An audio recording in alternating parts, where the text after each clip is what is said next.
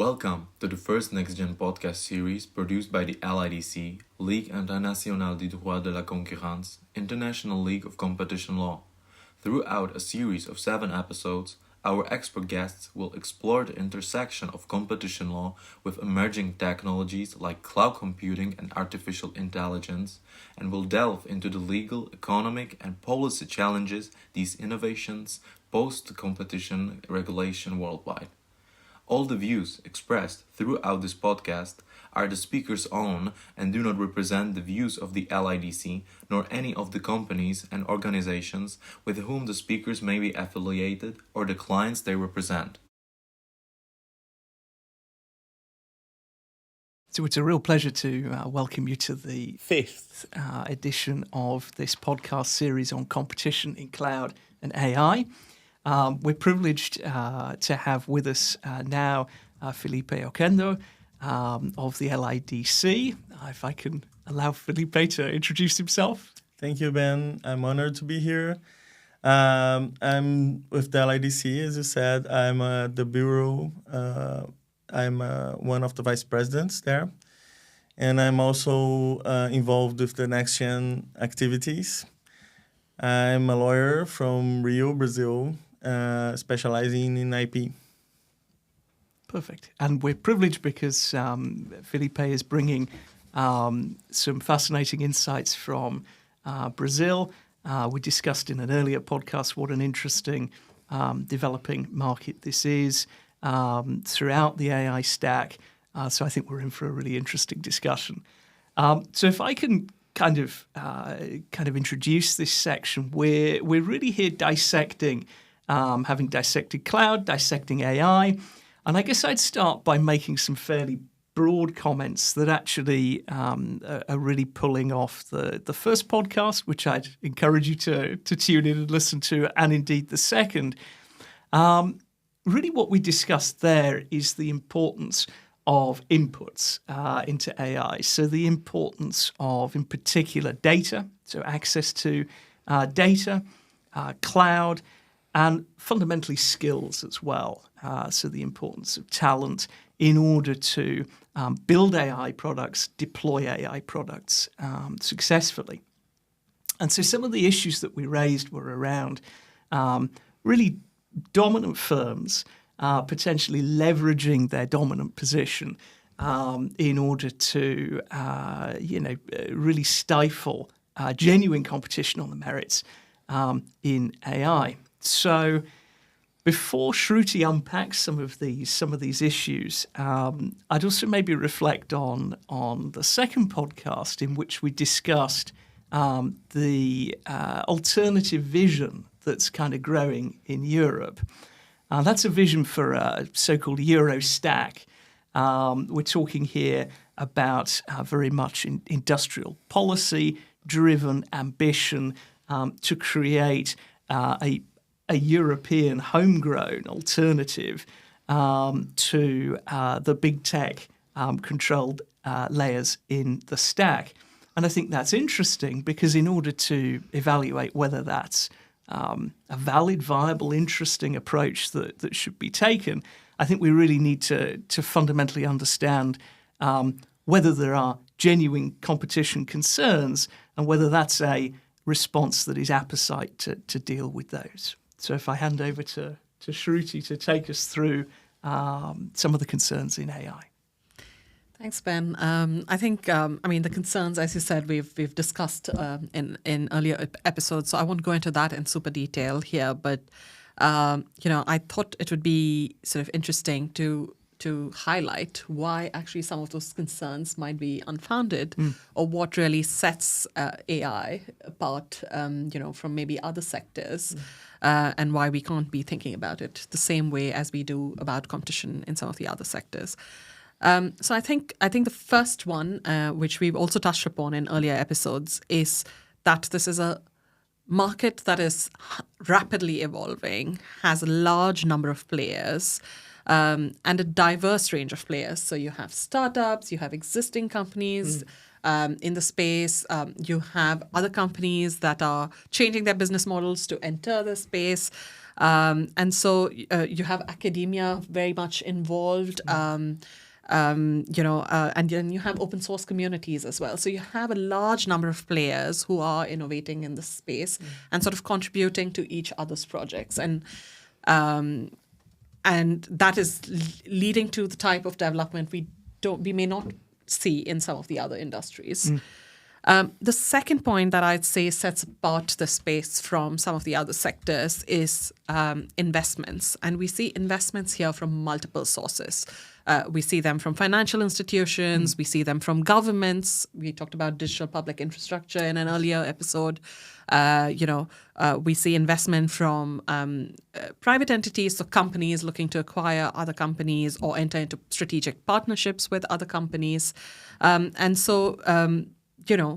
This sector benefits from investment from a lot more sources than any other sector. Actually, one other point to add there is that AI is it's a general technology. So whereas say we're talking about pharma, you would talk about a pharma company acquiring another pharma company, or one pharma investor investing in pharma technology. But on the other hand, if you think about the AI space, it actually spreads across.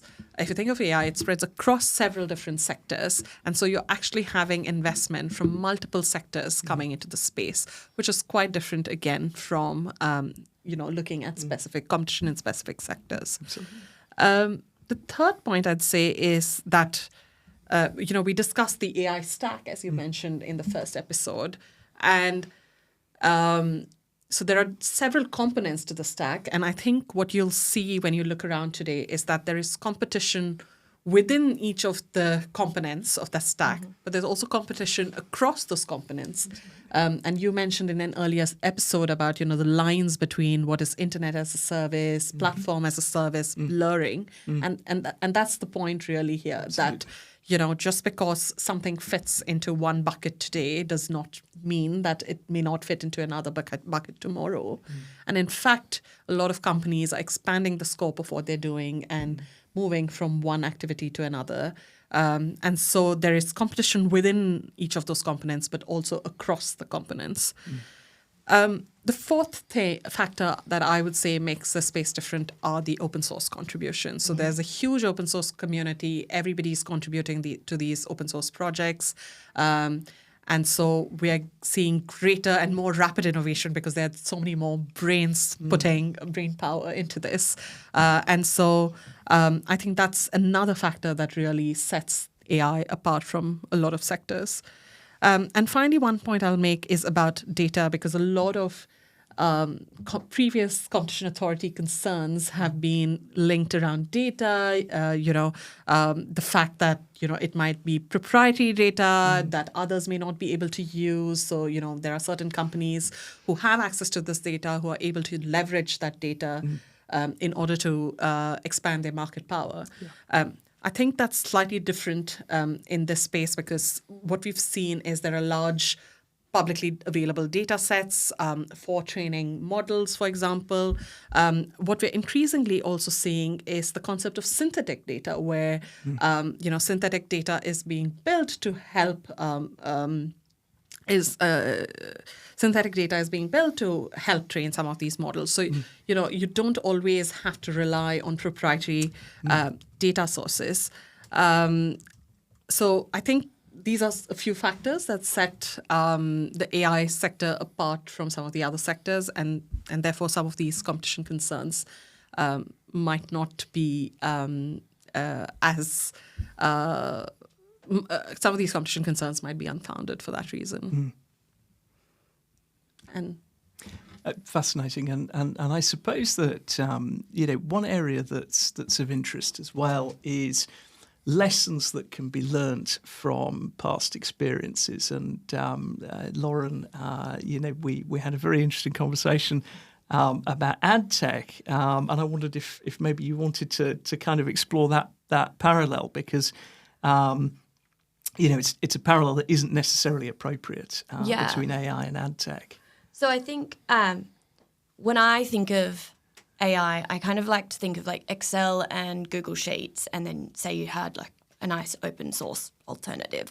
They're like foundational models that, you can differentiate between, but ultimately it's about organizations using those models to create completely new things. And they're competing on, well, my data is better than yours, it's higher quality, or my expertise is better, so I can create, my company, we've created like data management AI models that are really good at, figuring out the value of your data, figuring out what data you should delete. Other people can't replicate that. Like, we've got the expertise within our team. That's why we've built that model. I know ChatGPT isn't going out and creating that sort of model. So in that way, I think has been very beneficial. But when I look at the AdTech experience, which says basically Google and Meta came in and said, look, publishers, you can't afford to do what we do. You can't afford to actually build the platform or the model in this instance. We'll build it for you and help you out. That was great for the first 2 years of digital publishing because they all got online, they did amazing things. But now when you look at AdTech, publishers have been shoehorned into business models that they may or may not now regret. They may or may not now, be able to get out of. And I think they're at the whims of the YouTube algorithm. They're at the whims of the Instagram algorithm that they have no control over. And that, I guess, is what concerns me around these models is once you've invested a lot of money to start building and training on these models, at what point do you not have control, though? And so, for us, we've definitely gone with the open source models because we feel there's more control over that. But, as an IP lawyer in the past, there's no way I would have ever thought that I would build a company on open source. But it did feel like the right decision for us. And do you think that really the opportunities are different? So comparing it to AdTech, do you think that the opportunities for innovative firms to have a product that can fly in the market that is based on proprietary or open source, either way, do you think that the market is such that they can get traction, that they can build a business around that and flourish, or do you think that there is this risk of a long run as we move down, let's say, a 5-year trajectory, that we're going to get this winner takes all kind of a market characteristic? I'm hopeful. Obviously, I've put my own money in building models off open source, that the open source differentiator will change that competitive market compared to AdTech. But, there is always the risk that, Microsoft, Google, they have a lot of data, they have a lot of skills, they have all those inputs, and they've got the model. And so there is always that risk, but I can hope that, open source gives it enough run for its money. Yeah, absolutely. There seems to be a difference in the democratization, let's say, here, doesn't there? There seems to be, I think, echoing really what Shruti has mentioned. The sheer diversity, this kind of rich rainforest of innovative firms that are able to, maybe on much more slender pools of data. You mentioned academia. There are interesting examples coming out of universities in the States where this has happened. It seems like it's a space in which actually the key, providing you've still got that scalable, elastic cloud as a product to scale the business on, that actually it's the skills that's the differentiating factor, and that maybe, as we've discussed in some previous podcasts, it's just actually a matter of time for some of those skills to get built, basically through, then we're talking about real public infrastructure, education. We're talking about fundamentals. I suppose that, there's an interesting fireside chat recently between the founder of NVIDIA and the Indian entrepreneur Mukesh Ambani. and it was really fascinating to hear about actually how India is in a genuinely strong position because it's got quite the most extraordinary international pool, competing on an international scale, pool of talent, deep, rich talent. And so I suppose also from my side, maybe countering a little bit of the concern over, as Sean described it, an internet empire that's US oriented. I guess maybe I might be more optimistic here that actually providing there are skills and providing that the base layers of the stack are available, that innovative AI players can continue to flourish and can continue to compete on the merits with some of the larger incumbents. And I think this is where, on our first podcast, we talked about focus, where focus comes into play here because, for instance, my technology, a law firm could have very well done that. But instead, they didn't because they're focusing on doing what they do well as a law firm. They're not focusing on data management. Yeah. So instead, what we did was we had an IP license to be able to extract some of the data, but, they can't just chuck all their data into AI and it spit out what you want it to spit out. Absolutely. So we knew the data that we needed from them. We did a simple IP license, and then we were able to create our technology. Yeah. So, I think that focus is definitely a big part of it. Yeah. Fascinating. Felipe, we're privileged to have you here, and I'd be really interested to kind of get a sense of what's happening. We've talked about India, but Brazil, I think, is a really interesting key jurisdiction here to look at, both from a digital public infrastructure perspective, but also from an AI governance perspective more generally. And I would just be really interested to hear your insights on how it's dealing with AI and maybe dealing with some of the competition IP questions that it raises. Yeah, so just a few facts about Brazil, just to have an idea of the size of the country. So we are currently 212 million-ish people in Brazil. And so it's a big country with a big population. We're very concentrated urban-wise in São Paulo, in Rio. But the state of São Paulo actually has other pools, smaller cities with big companies, and also in the Northeast region, especially in Recife, they have a digital pool there of companies. They even have the indication of origin stamp for their services there. So Brazil is very rich on IT professionals and academia as well. Some of the main prizes that are awarded by Microsoft and Google and other companies worldwide to programmers, they go to Brazilians. So you can check their list. There are a lot of Brazilians there, and a lot of that talent is geared towards helping the government to build that public infrastructure. So I mentioned earlier, off the records, the financial infrastructure of Brazil, which is spearheaded by the Brazilian Central Bank, the BCB. So in 2020, the government launched the PIX, which is the immediate money wire transfer. So, and it is a database and a system that is shared among banks and even other types of payments that are not banks. For example, Facebook payments.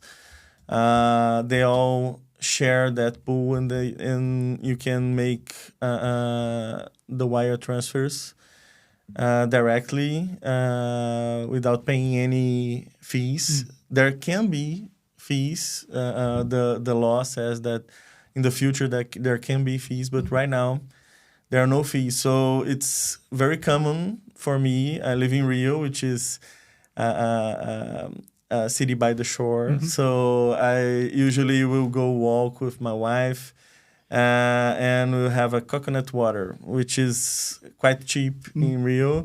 And then we pay by Pix, just opening the app, the bank app in my phone. It's really easy. Even small change is done electronically. And Brazil is working as well on its own digital currency. So yeah, it's quite advanced on that aspect, but also on other aspects. So the government in general is very strong in IT development.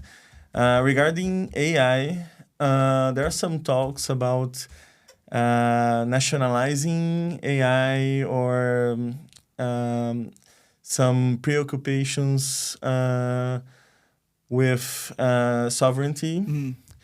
I believe personally that trying to nationalize that effort will not wield good results. But I think that the sovereignty preoccupation is indeed valid, as is Europe is showing us. There are two AI general regulation bills at the Congress right now. One was started in 2020, and it has been dormant since 2021, probably because of the pandemic, where the attention of the Congress shifted to other issues. And then there's one more recent. I have to look up the number here. It's the Bill 2338 of 2023. That's the one that has been more active. The last movement of the bill within the Congress was in June, 26 June of this year. It is currently on the temporary commission on artificial intelligence in Brazil of the Congress. So yeah, we're expecting on September 4. It went to the reporter of the commission. So we're expecting some news, but we have up to now 148 proposition of amendments to the bill. And that is actually quite common in Brazilian legislative proceedings because you're able to amend the law and the bill, and sometimes the law will look a little bit like a Frankenstein in the end. I would personally and professionally like to see a very general bill that instead of trying to directly regulate AI, which is I think it's impossible, the dynamic nature, as Shruti has emphasized, renders completely fruitless that effort, I think. So it would be better to have a very general a framework rather than try to regulate specific topics in AI. And one of those amendments that I know that have generated a lot of public discussion and may hinder the potential of that bill, the good potential of that bill, is authorship of AI-generated works. Absolutely. So there are a lot of concerns from the creative industry in Brazil and the creatives themselves. Brazil is a very artistic forward country. Yes. So we have a lot of artists, writers. They are very well represented in Congress. So it's natural that they are maybe willing to have that regulated, but I think it's just too soon. It's too soon. That hasn't been sorted out, as far as I know, in a definitive manner in any jurisdiction. So I don't think that Brazil is mature to settle that in this bill. So if it becomes a law, I'm hoping that it keeps a very high level framework of regulation, and then those types of discussions can be held later, because there's also the discussion on the patentability of AI generated inventions, for example, which is a different beast, different course. law, Yeah. different principles. So they're trying maybe to insert that in that bill, and I don't think that will work. So let's see. It's still a very hot topic. Yes. So just in September, it had their last movement in the proceedings. So we're monitoring that with much interest. That's fascinating. I think the word Frankenstein is really interesting for this, and it actually tracks back to a conversation that we had in one of the previous podcasts about the Data Act in Europe and the kind of insertion or shoehorning in of some cloud provisions.